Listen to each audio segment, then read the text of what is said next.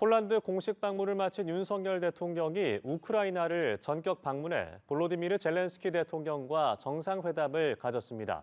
이번 윤석열 대통령의 유럽 순방에 동행했던 취재기자 연결해서 자세하게 들어보겠습니다. 방현덕 기자. 네, 윤석열 대통령이 우크라이나 키이우 대통령 관저인 마린스키 궁에서 젤렌스키 대통령과 1시간 50분간 정상회담을 했습니다. 이어 조금 전 젤렌스키 대통령과의 공동 언론 발표를 통해 정상회담 결과물을 공개했습니다. 윤 대통령은 우선 국제사회 도움으로 북한 침략을 이겨낸 우리와 우크라이나 상황이 유사하다며 강한 연대와 지지를 표명했습니다.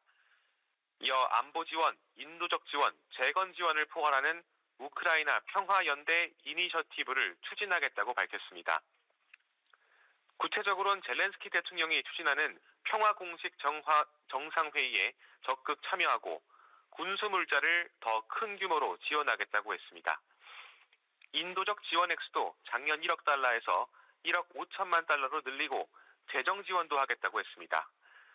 재건 지원 관련해선 이미 조성된 1억 달러가량의 사업기금을 활용해 인프라 건설 협력 사업을 발굴하기로 했고, 무너진 학교를 재건하고 또 온라인 교육 시스템 구축도 도입하기로 했습니다.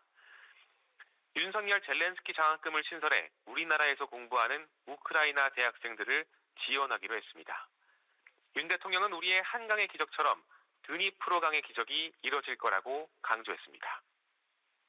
네, 윤석열 대통령 우크라이나 도착 이후 정상회담 외에도 여러 일정을 소화했다고요? 네, 그렇습니다. 정상회담에 앞서 수도 키이우 인근의 부차시 학살 현장을 찾았습니다.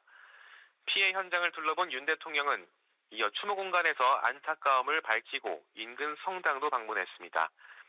또 민간인 주거 지역으로 미사일 공격이 집중됐던 이르핀시를 돌아보고 전사자 추모의 벽도 찾았습니다.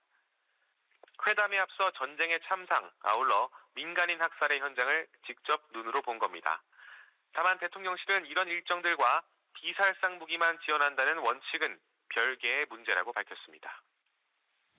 네, 윤 대통령의 우크라이나 방문 사전 예고 없이 전격적으로 이루어진 거라고요?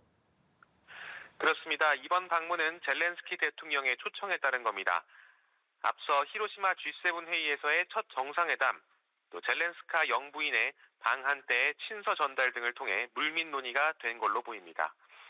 이 전시 국가 방문이라는 최고 수준 신변 위험이 있는 만큼 극비리에 논의됐으며 막판까지 안전 문제로 고심을 거듭한 걸로 전해졌습니다. 다만 우리가 글로벌 중추국가를 자처하는 만큼 국제 현안에 기여할 필요가 있다는 판단에 윤 대통령이 직접 결정했습니다. 우리 대통령으로선 사상 처음으로 우리 파병 부대가 없는 전시국가를 방문하는 만큼 인원도 최소화했습니다. 기자도 동행하지 않았으며 우크라이나 방문 사실도 직전에야 알렸습니다. 윤 대통령은 애초 한국 시간으로 오늘 귀국할 예정이었는데 귀국 일정도 자연스레 연기된 상황입니다. 지금까지 우크라이나 접경국 폴란드 바르샤바에서 연합뉴스 TV 방현덕입니다.